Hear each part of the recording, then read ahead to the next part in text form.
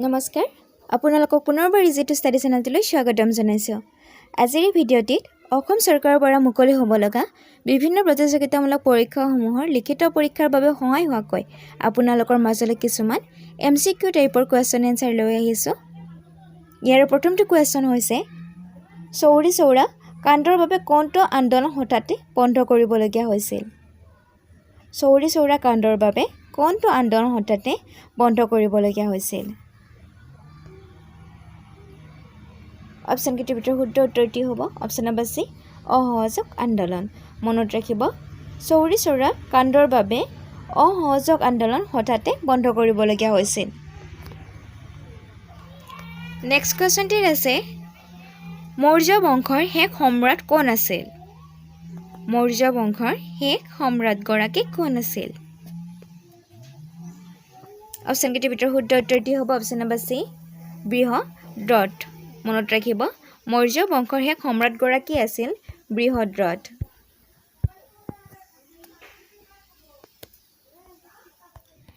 Next কুৱেশ্যনটিত আছে ভাৰতৰ আটাইতকৈ দীঘল জলসিঞ্চনৰ খালটো কি? ভাৰতৰ আটাইতকৈ দীঘল জলসিঞ্চনৰ খালটোৰ কি অৰ্থাৎ নাম কি? অপশ্যন কেইটাৰ ভিতৰত শুদ্ধ উত্তৰটি হ'ব option number C Indira Gandhi খাল। মনত ৰাখিব ভাৰতৰ আটাইতকৈ দীঘল জলসিঞ্চনৰ খালটো হৈছে ইন্দিৰা গান্ধী খাল। নেক্সট কুৱেশ্যনটিত আছে ভাৰতৰ কেন্দ্ৰীয় ঔষধ গৱেষণা প্ৰতিষ্ঠান ক'ত অৱস্থিত? অপশ্যন কেইটাৰ ভিতৰত শুদ্ধ উত্তৰটি হ'ব অপশ্যন নম্বৰ ডি লক্ষ্ণৌত। মনত ৰাখিব ভাৰতৰ কেন্দ্ৰীয় ঔষধ গৱেষণা লক্ষ্ণৌত প্ৰতিষ্ঠিত বা অৱস্থিত। নেক্সট কুৱেশ্যনটিত আছে ৰাজীৱ গান্ধী খেল ৰত্ন পোৱা আটাইতকৈ কম বয়সীয়া খেলুৱৈগৰাকী কোন আছিল? অপশ্যন কেইটাৰ ভিতৰত শুদ্ধ উত্তৰটি হ'ব অপশ্যন নম্বৰ ডি অভিনৱ বিন্দ্ৰা। মনত ৰাখিব ৰাজীৱ গান্ধী খেল ৰত্ন পোৱা আটাইতকৈ কম বয়সীয়া খেলুৱৈগৰাকী হৈছে অভিনৱ বিন্দ্ৰা। নেক্সট কুৱেশ্যনটিত আছে স্বাধীনতা আন্দোলনৰ সময়ত অসমত স্বৰাজ পাৰ্টীৰ সভাপতি কোন আছিল? অপশ্যন কেইটাৰ ভিতৰত শুদ্ধ উত্তৰটি হ'ব option number C Tarunram Phukan. মনত ৰাখিব স্বাধীনতা আন্দোলনৰ সময়ত অসমত স্বৰাজ পাৰ্টীৰ সভাপতি আছিল তৰুণৰাম ফুকন। নেক্সট কুৱেশ্যনটিত আছে অসমৰ অৰ্থনীতি গ্ৰন্থৰ লেখক কোন? অসমৰ অৰ্থনীতি গ্ৰন্থখনৰ লেখক কোন? অপশ্যন কেইটাৰ ভিতৰত শুদ্ধ উত্তৰটি হ'ব অপশ্যন নম্বৰ এ ভৱানন্দ ডেকা। মনত ৰাখিব অসম অৰ্থনীতি গ্ৰন্থখনৰ লেখক হৈছে ভৱানন্দ ডেকা। নেক্সট কুৱেশ্যনটিত আছে পথৰুৱা ঘাটৰ ৰণ কেতিয়া সংঘটিত হৈছিল? অপশ্যন কেইটাৰ ভিতৰত শুদ্ধ উত্তৰটি হ'ব অপশ্যন নম্বৰ ক 1894 চনত। মনত ৰাখিব পথৰুৱা ঘাটৰ ৰণ 1894 চনত সংঘটিত হৈছিল। নেক্সট কুৱেশ্যনটিত আছে ৰত্নমালা কিতাপখনৰ কোনে ৰচনা কৰে অৰ্থাৎ ৰত্নমালা কিতাপখনৰ লেখক কোন? অপশ্যন কেইটাৰ ভিতৰত শুদ্ধ উত্তৰটি হ'ব অপশ্যন নম্বৰ ক পুৰুষোত্তম বিদ্যানিধি। মনত ৰাখিব ৰত্নমালা কিতাপখনৰ লেখক হৈছে পুৰুষোত্তম বিদ্যানিধি।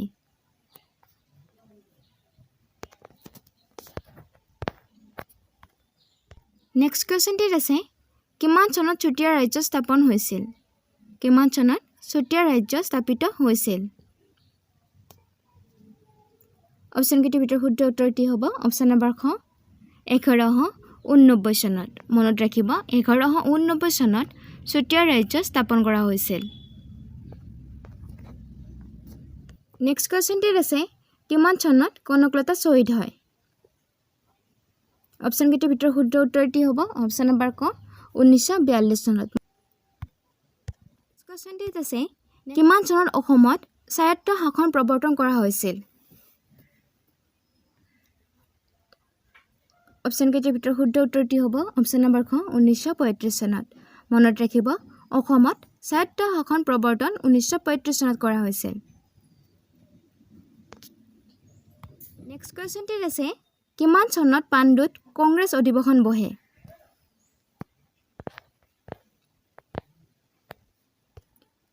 অপশ্যন কেইটাৰ ভিতৰত শুদ্ধ উত্তৰটি হ'ব অপশ্যন নম্বৰ খ 1926 চনত মনত ৰাখিব 1926 চনত পাণ্ডুত কংগ্ৰেছৰ অধিৱেশন বহে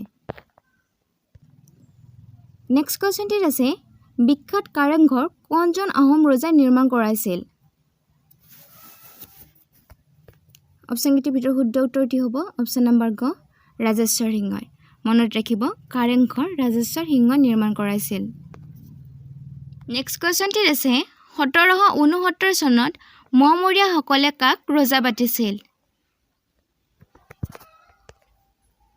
অপশ্যন কেইটাৰ ভিতৰত শুদ্ধ উত্তৰটি হ'ব অপশ্যন নম্বৰ গ ৰমাকান্তক মনত ৰাখিব 1769 চনত মহমৰীয়াসকলে ৰমাকান্তক ৰজা পাতিছিল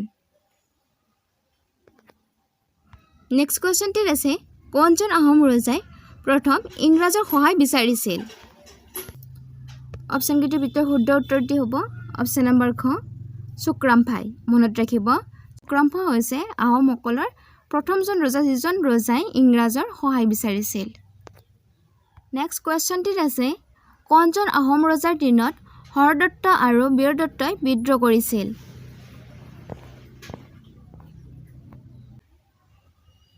ইয়াৰ উত্তৰটো হ'ব কমলেশ্বৰ সিংহ মনত ৰাখিব কমলেশ্বৰ সিংহৰ দিনত হৰদত্ত আৰু বীৰদত্তৰ বিদ্ৰোহ হৈছিল নেক্সট কোৱেশ্চনটিত আছে কিমান চনত মানসকলে প্ৰথম আহোম ৰাজ্য আক্ৰমণ কৰে অপশ্যন কেইটাৰ ভিতৰত শুদ্ধ উত্তৰটি হ'ব অপশ্যন নম্বৰ গ 1817 চনত মনত ৰাখিব মানসকলে প্ৰথম আহোম ৰাজ্য 1817 চনত আক্ৰমণ কৰিছিল নেক্সট কোৱেশ্চনটিত আছে কিমান চনত মানসকলে দ্বিতীয়বাৰ আহোম ৰাজ্য আক্ৰমণ কৰে অপশ্যন কেইটাৰ ভিতৰত শুদ্ধ উত্তৰটি হ'ব অপশ্যন নম্বৰ ক 1818 চনত মনত ৰাখিব মানসকলে আহোম ৰাজ্যক দ্বিতীয়বাৰ 1818 চনত আক্ৰমণ কৰে অৰ্থাৎ নেক্সট কোৱেশ্চনটিত আছে কিমান চনত মানসকলে তৃতীয়বাৰ আহোম ৰাজ্য আক্ৰমণ কৰে অপশ্যন কেইটাৰ ভিতৰত শুদ্ধ উত্তৰটি হ'ব অপশ্যন নম্বৰ খ 1820 চনত মনত ৰাখিব মানসকলে তৃতীয়বাৰৰ বাবে 1820 চনত আহোম ৰাজ্য আক্ৰমণ কৰে নেক্সট কোৱেশ্চনটিত আছে যোগেশ্বৰ সিংহই কিমান চনত অসমৰ সিংহাসনত উঠে অপশ্যন কেইটাৰ ভিতৰত শুদ্ধ উত্তৰটি হ'ব অপশ্যন নম্বৰ ক 1821 চনত মনত ৰাখিব যোগেশ্বৰ সিংহই 1821 চনত অসমৰ সিংহাসনত উঠে নেক্সট কোৱেশ্চনটিত আছে কোনজন আহোম ৰজাৰ দিনত শংকৰদেৱে নৱ বৈষ্ণৱ ধৰ্মৰ প্ৰচাৰ আৰম্ভ কৰে অপশ্যন কেইটাৰ ভিতৰত শুদ্ধ উত্তৰটি হ'ব অপশ্যন নম্বৰ খ চুহুংমুং মনত ৰাখিব চুহুংমুঙৰ দিনত শংকৰদেৱে নৱ বৈষ্ণৱ ধৰ্মৰ প্ৰচাৰ আৰম্ভ কৰে নেক্সট কোৱেশ্চনটিত আছে কোনজন আহোম ৰজাক খুৰা ৰজা বুলি কোৱা হয় অপশ্যন কেইটাৰ ভিতৰত শুদ্ধ উত্তৰটি হ'ব অপশ্যন নম্বৰ ক শুক্লেনমুং নেক্সট কোৱেশ্চনটিত আছে কোনজন আহোম ৰজাই প্ৰতাপসিংহ উপাধি গ্ৰহণ কৰে অপশ্যন কেইটাৰ ভিতৰত শুদ্ধ উত্তৰটি হ'ব অপশ্যন নম্বৰ গ সুচেনফা মনত ৰাখিব সুচেনফাই প্ৰতাপসিংহ উপাধিটো গ্ৰহণ কৰিছিল নেক্সট কোৱেশ্চনটিত আছে উৰিষ্যাৰ জগন্নাথ মন্দিৰ কোনে ধ্বংস কৰে অপশ্যন কেইটাৰ ভিতৰত শুদ্ধ উত্তৰটি হ'ব অপশ্যন নম্বৰ খ কালাপাহাৰে মনত ৰাখিব উৰিষ্যাৰ জগন্নাথ মন্দিৰটো কালাপাহাৰে ধ্বংস কৰিছিল